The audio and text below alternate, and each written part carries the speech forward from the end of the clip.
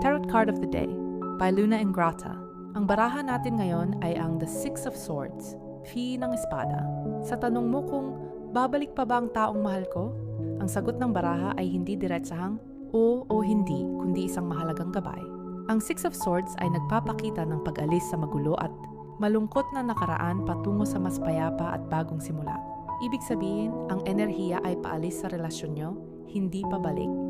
Sinasabi nitong kailangan mo ng bitawan ang sakit at simulan ang iyong paghilom.